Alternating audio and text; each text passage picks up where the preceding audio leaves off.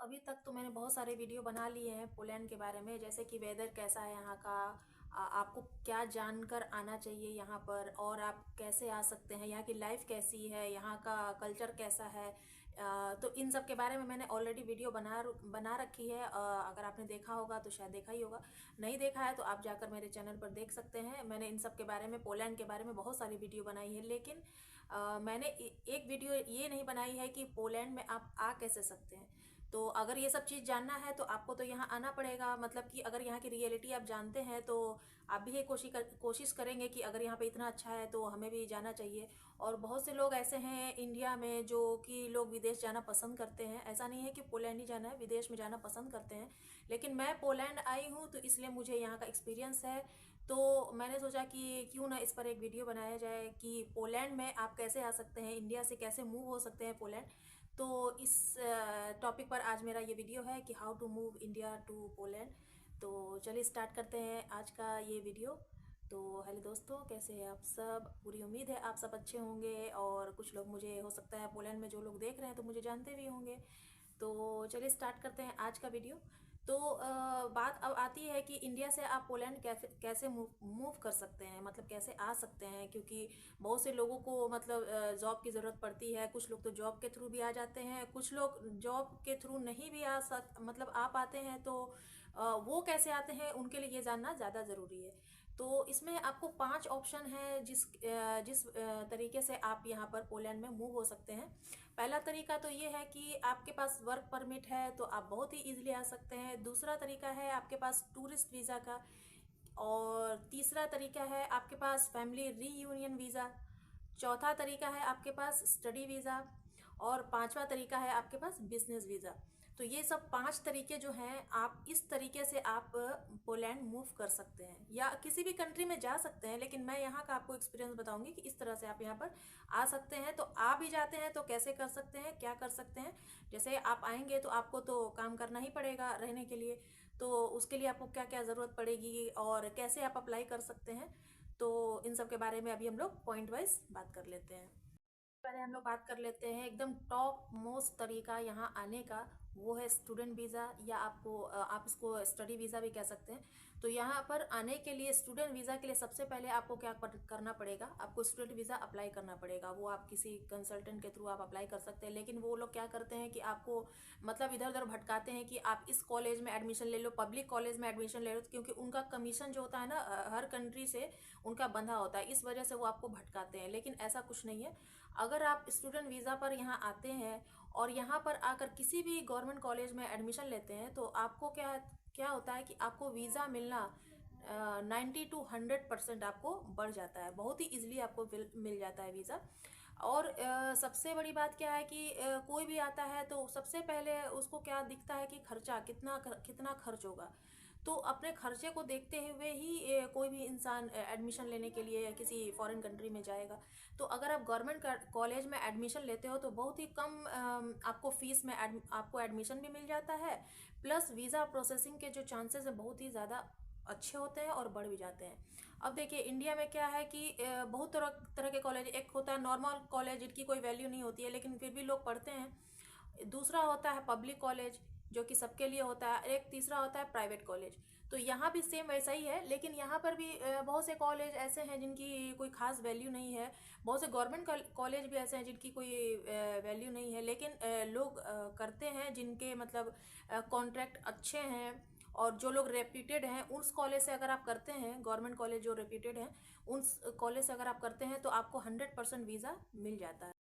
Student, as a student आप आ रहे हैं पोलैंड में, तो आपके दिमाग में तो ये रहता है ना कि आपको फ्यूचर अपना बनाना है, और जो कि बात सही है।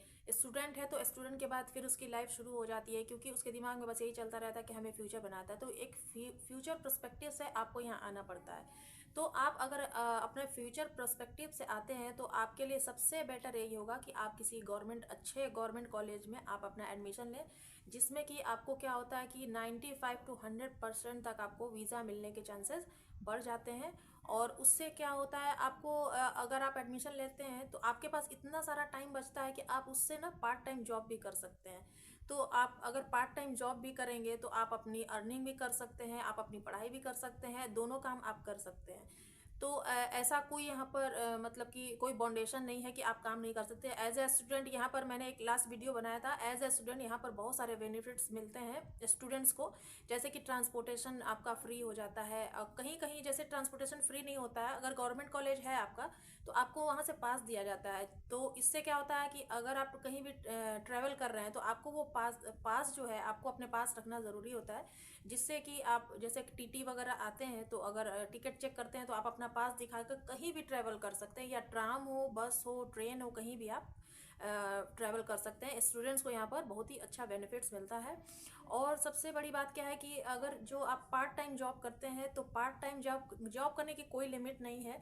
कहीं कहीं किसी कंट्री में क्या होता है ना कि आप 10 घंटे या 20 घंटे काम कर सकते हैं। 20 घंटे तो ज़्यादा हो गया, लेकिन यहाँ पर आप जितना चाहें उतना काम कर सकते हैं। वैसे भी कोई 20 घंटे से ज़्यादा काम नहीं करेगा, उसमें से आप 5-6 घंटा आप अपने कॉलेज के लिए निकाल लीजिए, स्टडी के लिए निकाल लीजिए। तो बाकी के जो 15 घंटे हैं या 12 घंटे जो आपके पास बचते हैं तो उसमें आप क्या कर सकते हैं, जॉब करके कुछ ना कुछ आप अर्न कर सकते हैं। तो पार्ट टाइम जॉब आप यहाँ पर इजीली कर सकते हैं, कोई लिमिट नहीं है आपके जॉब करने की। आप आराम से यहाँ पर कॉलेज में, गवर्नमेंट कॉलेज में एडमिशन लेकर के जॉब कर सकते हैं।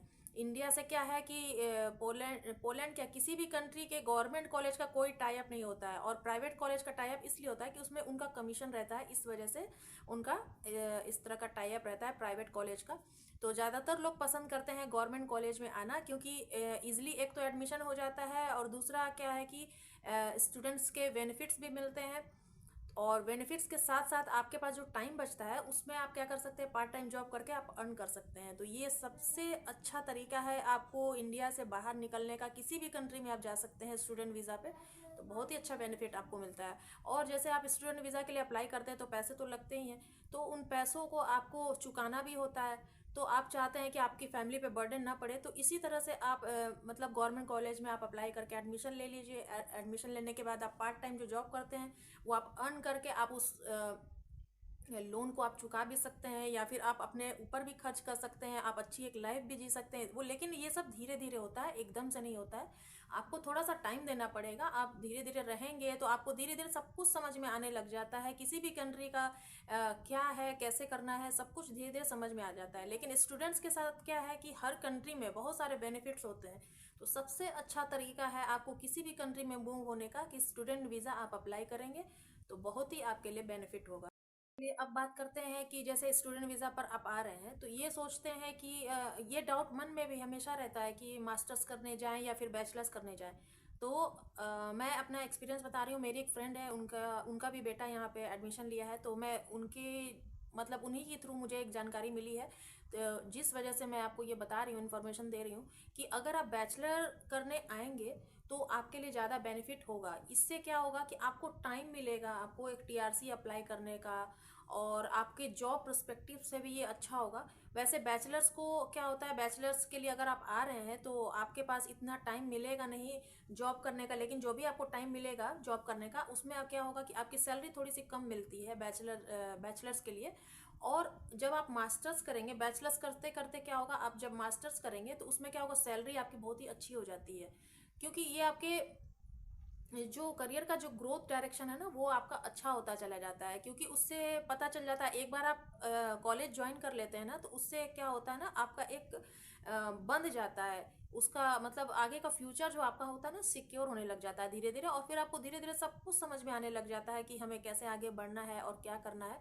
तो सबसे बड़ा बेनिफिट है आपको कि सब गवर्नमेंट कॉलेज में आपको एडमिशन लेना है।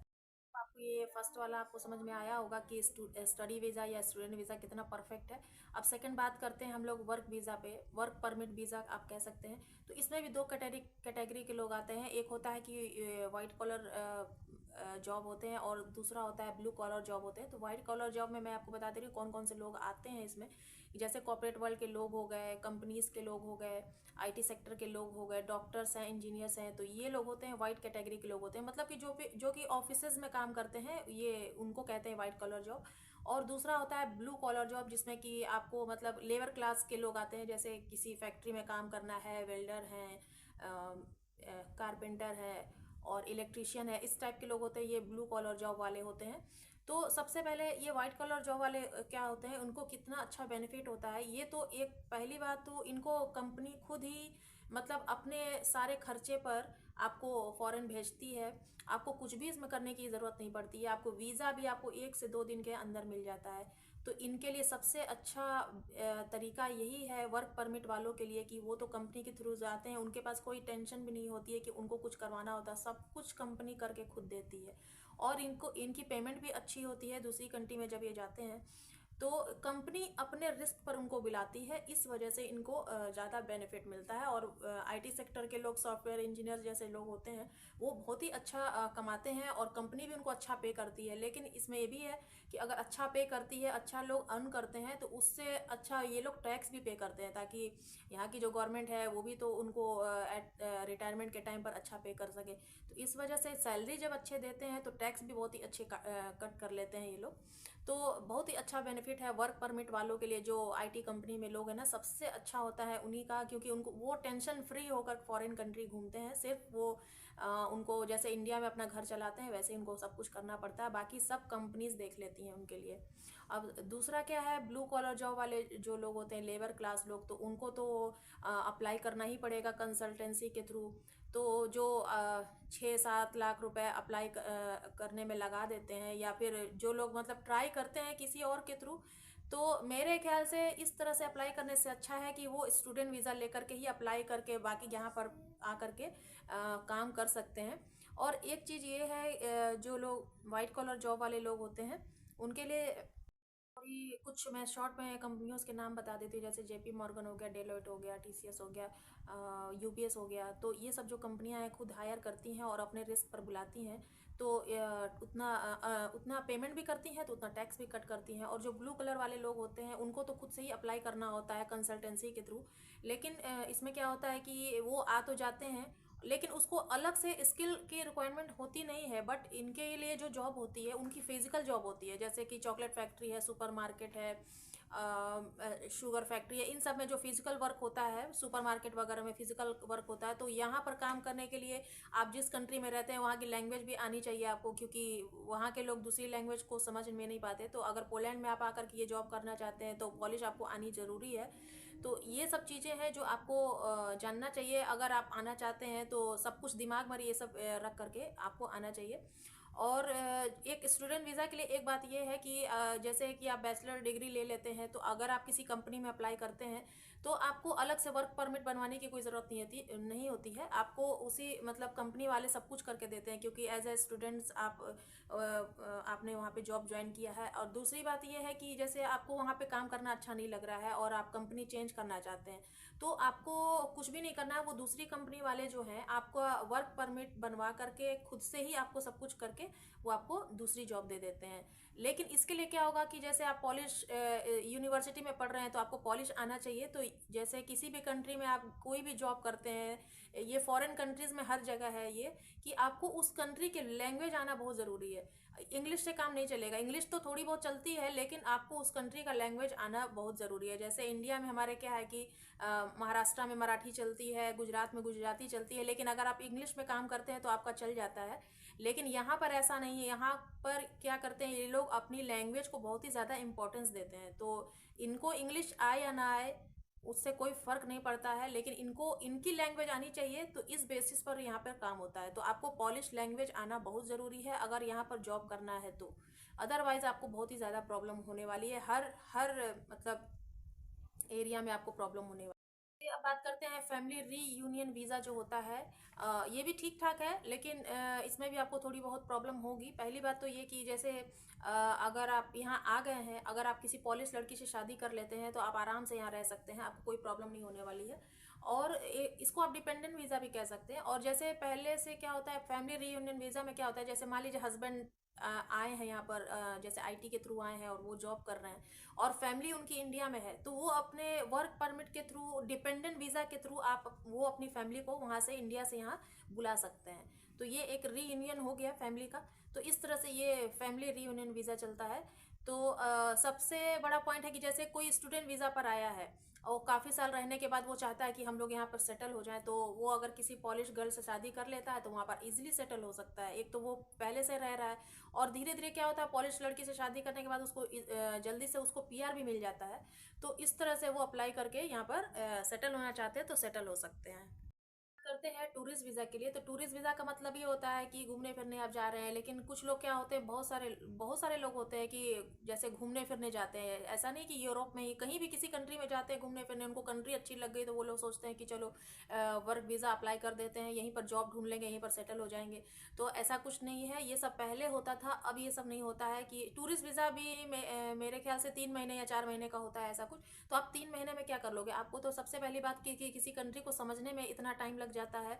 जैसे हम लोग भी हैं, हम लोग भी डिपेंडेंट वीज़ा पर आए हुए हैं, हमारे हस्बैंड आईटी में जॉब करते हैं, तो हम लोग आईटी के थ्रू आए हुए हैं, तो हम लोग को भी समझने में काफ़ी टाइम लग गया यहाँ पर, क्योंकि ये यूरोपियन कंट्री है, इनका कल्चर, इनका सब कुछ अलग है। तो हर चीज़ समझने में थोड़ा सा टाइम लग जाता है। तो अगर कोई सोचता है कि हम घूमने जाएंगे और वहाँ पे सेटल हो जाएंगे, तो ये इतना आसान नहीं है। हर कंट्री का अपना एक रूल होता है, आप ऐसे इलीगल नहीं रह सकते। ये सब पहले जो होता था ना, अब बहुत ज़्यादा रिस्ट्रिक्ट हो गया है। और यूरोपियन कंट्री क्या कर रही हैं, अब तो फॉरेनर्स को वीज़ा दे ही नहीं रही हैं, बिल्कुल भी नहीं दे रही हैं, क्योंकि इनको नहीं चाहिए। क्योंकि बहुत सारे यूरोपियन कंट्रीज ये चाहते हैं कि हमारे देश में मतलब कोई बाहर के लोग आए ना। उनको ज़रूरत भी नहीं है वैसे, क्योंकि ये खुद एक डेवलपिंग कंट्री है, तो इस वजह से अब वो किसी को आना जाना पसंद नहीं करते। हाँ, टूरिस्ट बेसिस पर आप आ सकते हैं, घूमने फिरने आप आ सकते हैं, उतना अलाउ करती हैं। लेकिन अब ये लोग वर्क परमिट देना पसंद नहीं करते। बड़ी बड़ी कंपनियां वर्क परमिट देती हैं क्योंकि वो अपने रिस्क पर बुलाती हैं। और ऐसा नहीं है कि वो बुलाती हैं तो वो उन्होंने बॉन्ड साइन कर रखा है कि आपको यहाँ लाइफ टाइम तक यहाँ रहना है। एक लिमिट टाइम तक वो लोग बुलाते हैं, जिससे वो लोग रहते हैं। और सबसे बड़ी बात क्या है कि बहुत सारे लोग आईटी कंपनी वाले भी ऐसे हैं कि वो लोग एक तो कंपनी में जॉब करते हैं, लेकिन धीरे धीरे सोचते हैं कि यहाँ से जाना ना पड़े और सेटल होने की सोचते हैं, तो वो लोग फिर से अप्लाई करते हैं। लेकिन उसके अप्लाई करने के लिए क्या होता है, जिस कंपनी में अप्लाई करते हैं ना, तो उस कंपनी के लोग ही वर्क परमिट बनवा करके देते हैं, अगर उनको यहाँ सेटल होना होता है तब। तो ये उस समय होता है जब उनको इंडिया नहीं जाना है, या दूसरी कंपनी जो पहले कंपनी में काम कर रहे हैं उसमें काम करना पसंद नहीं, ये उस केस में होता है। तो टूरिस्ट वीज़ा में आपको, आप ये दिमाग में रखेंगे कि हम टूरिस्ट घूमने फिरने जाएंगे और वहाँ वर्क परमिट अप्लाई करके आप वहाँ सेटल हो जाएंगे, तो ऐसा नहीं होता है। ये सब पहले की नीति थी, अब सब कुछ ऐसा सब कुछ बंद हो गया, ये सब फ्रॉड होता है। तो ऐसा अब कुछ भी नहीं है, खास करके यूरोप में तो बिल्कुल भी नहीं है। तो ये सब माइंड सेट करके ही आपको आना पड़ेगा।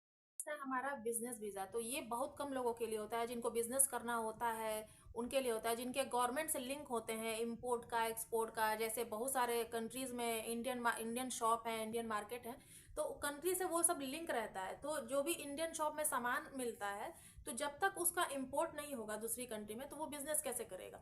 तो ये सब इंपोर्ट एक्सपोर्ट का काम जो होता है ना, वो गवर्नमेंट से लिंक रहता है, वही लोग बिजनेस कर सकते हैं। तो जो बिजनेस करते हैं उनका लिंक होने की वजह से ही वो बिजनेस वीज़ा पर यहाँ आते हैं। और जो लोग आ जाते हैं तो वो अपने बिहाफ में अपने डिपेंडेंट को लेकर के वो बिजनेस वीज़ा पर उनको बुला भी सकते हैं। जैसे मुझे पता है, मुझे यहाँ लाइव मुझे पता है कि एक शॉप है, उनमें सिर्फ एक फैमिली आई थी, उन्होंने पूरी अपनी फैमिली को यहाँ पर बिजनेस वीज़ा के लिए, मतलब वीज़ा लगवा कर, बिजनेस वीज़ा लगवा करके अपनी पूरी फैमिली को यहाँ इकट्ठा कर लिया, और पूरी फैमिली यहाँ पर सेटल हो गई है। तो ये बिजनेस की वजह से, ट्रेड की वजह से, जो कि गवर्नमेंट से उनका लिंक है, अप्रूव है, एफिलिएटेड है, इस वजह से वो लोग बिजनेस वीज़ा पर अपनी पूरी फैमिली को यहाँ पर बुला लेते हैं। मैंने देखा भी है उनको, मैं उनसे मिल भी चुकी हूँ। और यहाँ पर अभी मैंने एक वीडियो बनाया है, मोदी जी हमारे इंडिया के प्राइम मिनिस्टर यहाँ पर आए हुए थे, तो वहाँ पर जैसे वो आए हुए थे, जो जो एफिलिएटेड लोग हैं उनको सबसे आगे रखा गया था। मतलब कि जो यहाँ की गवर्नमेंट से जिनका जिनका लिंक है, वो लोग, उन लोगों को आगे रखा गया था। जो कि इंडिया की गवर्नमेंट और पोलैंड की गवर्नमेंट से जिनका लिंक है, वो सब एक साथ थे और उनके स्वागत में लगे हुए थे, तो उन लोगों को आगे रखा गया था। तो बिजनेस वीज़ा पर बहुत ही कम लोग आ पाते हैं, जॉब वाले लोग तो नहीं आ सकते, क्योंकि वो तो खुद एक सर्विस वाले होते हैं। तो एक तो आईटी वाले आ जाते हैं, दूसरा बिजनेस वाले तभी आते हैं जब उनका गवर्नमेंट से लिंक होता है। और टूरिस्ट वीज़ा पर लोग आते हैं तो वो कम समय के लिए आ सकते हैं, क्योंकि वो घूमने फिरने आते हैं। सबसे बेस्ट जो अभी तक मैंने बताया है वो आपका है स्टडी वीज़ा, या फिर आप उसको स्टूडेंट वीज़ा भी कह सकते हैं। तो आप स्टूडेंट वीज़ा पर इजीली आ सकते हैं, आ करके आप पैसे भी कमा सकते हैं और कुछ टाइम के बाद आप सेटल हो सकते हैं। तो आई होप आपको मेरी ये जानकारी अच्छी लगी होगी, हेल्पफुल होगी, और हेल्पफुल होगी तो आप मेरी वीडियो को आगे से आगे बढ़ाइए, शेयर कीजिए, लाइक कीजिए, सब्सक्राइब कीजिए, क्योंकि मैं भी अपने एक्सपीरियंस से ही आपको बता रही हूँ। मैं कोई फेक इन्फॉर्मेशन आपको इसलिए नहीं देती, क्योंकि मैं खुद घर में रहती हूँ, मैं अपने हस्बैंड से सीखती हूँ कैसे होता है, क्या होता है, तो वही मैं आपको शेयर करती हूँ। तो मुझे ऐसा लगा कि आपके लिए भी हेल्पफुल होना चाहिए, क्योंकि हर कोई इंडिया से बाहर निकलना चाहता है, जैसा कि मैं सुनती हूँ आजकल, क्योंकि इतना पॉपुलेशन है वहाँ पर, इस वजह से लोग चाहते हैं कि मेरी भी लाइफस्टाइल अच्छी हो, हर कोई चाहता है अपनी लाइफ अच्छे से जिए। तो इस वजह से मैं आपको बता रही हूँ कि आप ये मत सोचिएगा कि मैं जो भी बता रही हूँ वो फेक है, ऐसा कुछ नहीं है, आप पता भी कर सकते हैं। तो एक लेडीज होकर के मैं क्यों आपको फेक बताऊंगी, क्योंकि सबको अपनी लाइफ जीनी है अच्छे तरीके से, तो अगर मैं अच्छा बताऊंगी तो आपके लिए भी अच्छा होगा। तो आई होप ये छोटी सी वीडियो जो है आपके लिए हेल्पफुल होगी। अगर आप इंडिया से मूव करना चाहते हैं तो मेरी ये सब बातें ध्यान में रखिएगा, और सबसे पहला पॉइंट जरूर याद रखिएगा, स्टूडेंट वीज़ा। स्टूडेंट वीज़ा से आप इजीली आ सकते हैं, और बहुत सारे बच्चे हैं जिनको वहाँ पर जॉब नहीं मिल पा रही है, तो उनको जॉब यहाँ पर बहुत ही आसान तरीके से मिल सकती है। किसी भी स्किल्स की आपको ज़रूरत नहीं है, ना तो आपको आईआईटी करना है, ना तो आपको एमबीए करना है, कुछ भी करने की ज़रूरत नहीं है, बस आप ग्रेजुएशन करने के लिए आ जाइए, आपको यहाँ जॉब इजीली मिल जाएगी। आप सारे लाइफस्टाइल को आप यहाँ पर कवर कर सकते हैं, बहुत ही अच्छी लाइफ जी सकते हैं, गाड़ी खरीद सकते हैं, घर खरीद सकते हैं बहुत कम समय में। जो आप इंडिया में करते करते आपको 20 से 50 साल भी लग जाएंगे, लेकिन आप यहाँ पर आकर 2 से 3 साल में आप घर, गाड़ी सब कुछ खरीद सकते हैं। तो ये आपकी लाइफ के लिए बहुत ही बेटर होगा। तो आई होप आपको मेरी ये वीडियो पसंद आई, तो वीडियो पर एक लाइक ज़रूर कर देना। बहुत से लोग क्या करते हैं कि वीडियो देख देख करके चले जाते हैं, कोई मतलब नहीं होता है, सोचते हैं कि इनको पैसे मिल जाएंगे, ऐसा कुछ नहीं है। मैं सिर्फ अपनी नॉलेज आपसे शेयर कर रही हूँ, क्योंकि मैं अभी यहाँ पर हूँ, इस वजह से।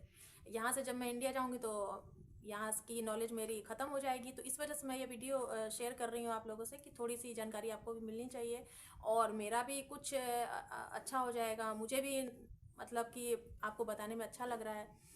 तो चलिए मिलेंगे नेक्स्ट वीडियो में नई जानकारी के साथ। तो मिलते हैं नेक्स्ट वीडियो में, तब तक के लिए बाय बाय।